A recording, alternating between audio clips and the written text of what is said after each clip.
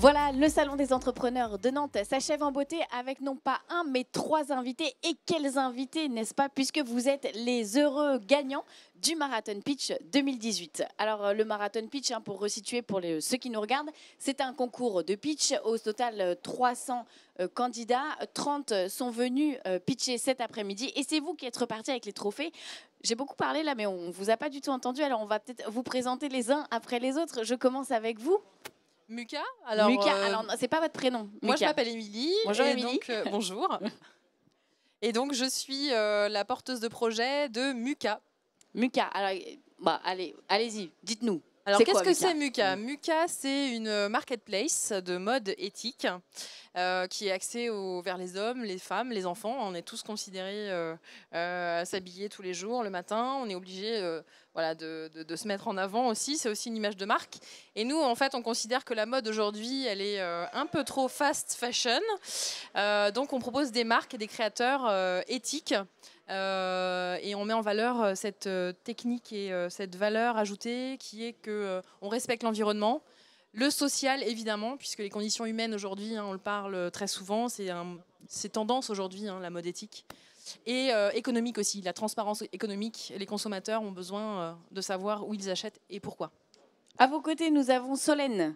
Solène, bonjour, vous êtes la créatrice de Apony. Oui, alors Apony Histoire de Femmes, qui est une petite boutique pour les femmes, qui les accompagne à chaque étape de leur vie en proposant des coffrets comme le coffret Première Lune pour offrir aux jeunes filles pour leurs premières règles, pour leur dire bienvenue dans le monde des femmes et qu'être une femme, ça peut être super cool.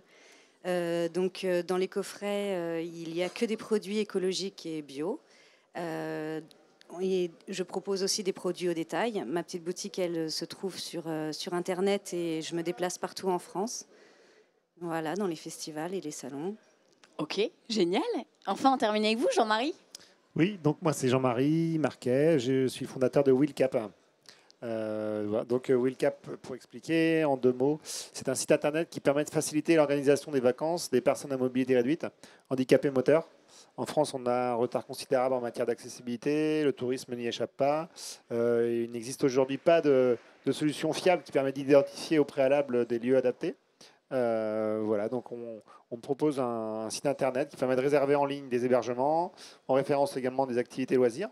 Et notre service propose systématiquement des photos et des vidéos immersives pour que l'utilisateur puisse visualiser et s'immerger dans les lieux. Parce que les 4 millions de personnes à mobilité réduite en France ont en fait des disparités au niveau de leur handicap, de leur autonomie. Et ils sont la meilleure solution qu'on a trouvée pour répondre à la problématique de l'information sur l'accessibilité, ce sont des visuels. Parce que, pour donner un exemple, une personne hémiplégique va avoir besoin de barres d'appui d'un certain côté. Une personne qui a une sclérose en plaques va avoir besoin de connaître la distance entre le stationnement et la porte d'entrée. Donc, l'immersion visuelle est le meilleur outil pour nous pour communiquer. Mais écoutez, tout d'abord, toutes mes félicitations, puisque vous êtes des lauréats. Alors, cette année, petite particularité, il n'y avait pas 2, mais 3 gagnants, contrairement aux années précédentes. Il y a donc parmi vous un coup de cœur, quelqu'un qui a séduit le jury. On ne saura pas qui. Par contre, ce que l'on sait, c'est que vous aviez 1 minute 30 pour convaincre. C'est ça? Je ne me trompe pas? Ça vous stressait de monter sur scène pour pitcher votre entreprise? Le pitch, c'est vraiment quelque chose d'important dans l'écosystème de l'entrepreneur, j'ai l'impression. Tout à fait. Tout à fait, vous étiez stressé ou tout à fait c'est important? Complètement stressé et très important parce que finalement on est aussi porteur de projet, donc il faut convaincre. Alors en plus on convainc pas forcément les mêmes cibles, donc il faut s'adapter à chaque fois. Mais c'est un vrai exercice intéressant, surtout quand on n'a pas l'habitude du public. Mais c'est comme au théâtre, on a le même track et voilà, c'est plein. C'est du bon track. C'est du bon track, exactement.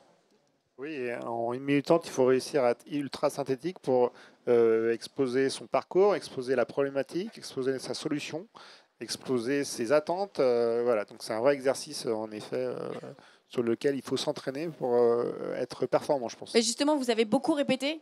Vous l'avez écrit ce pitch? Comment? Parce qu'il y a 2 écoles en fait. Il y a les gens qui préparent et puis les gens qui vont un peu à l'impro. On voit la différence en effet de ceux qui viennent à l'impro et ceux qui récitent ou pas ou qui apprennent leur projet. Solène, je vous vois rire. Vous êtes de l'école de l'impro?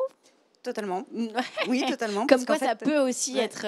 Il se passe beaucoup de préparation la nuit. Et puis, en fait, une fois sur place, ça dépendra du bafouillage sur quel mot. Et puis après, on réenchaîne. Ça n'a pas l'air de vous faire peur du tout, cette affaire.